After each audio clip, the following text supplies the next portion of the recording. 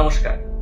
আজকে আমার busy news 24 এর একটি নিউজ যে চোখ পড়ে এবং আমি এই নিউজটি দেখার পরে আমার খুবই কষ্ট পাই। নিউজের শিরোনামটি হলো যে পূজার জন্য ফুল চুরি, বাংলাদেশ কৃষি বিশ্ববিদ্যালয়ের 3 শিক্ষার্থীর শাস্তি। তো আমি অবাক হয়ে গেলাম যে বিশ্ববিদ্যালয়ের ছাত্রদের নামে, সংখ্যালঘু হিন্দু ছাত্রদের নামে ফুল চুরির অভিযোগ। মানে কোন জায়গায় যে হিন্দু ছাত্রদের বিরুদ্ধে ফুল চুরির অভিযোগ।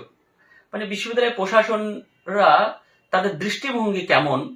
তো এই নিউজটির দিকে তাকালে পরে বোঝা যায় যে বিশ্ববিদ্যালয়ের প্রশাসনগুলো কেমন হয়ে যাচ্ছে, তারা সংখ্যালঘু ছাত্রদের কি দৃষ্টিতে দেখছে।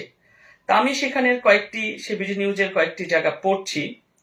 সেই নিউজের যে বাংলাদেশ কৃষি বিশ্ববিদ্যালয়ের বাকৃবি শহীদ নাজমুল আহসান হলের বাগান থেকে পূজার জন্য ফুল চুরির অভিযোগে শাস্তির মুখে পড়েছেন সাবেক ও বর্তমান 3 শিক্ষার্থী। এর মধ্যে এক শিক্ষার্থীর জরিমানা করা হয়েছে, অপর 2 শিক্ষার্থী মাস্টার্স শেষ হয়ে যাওয়ায় তাদের হল ত্যাগের নির্দেশ দিয়ে কক্ষ তালাবদ্ধ করা হয়েছে।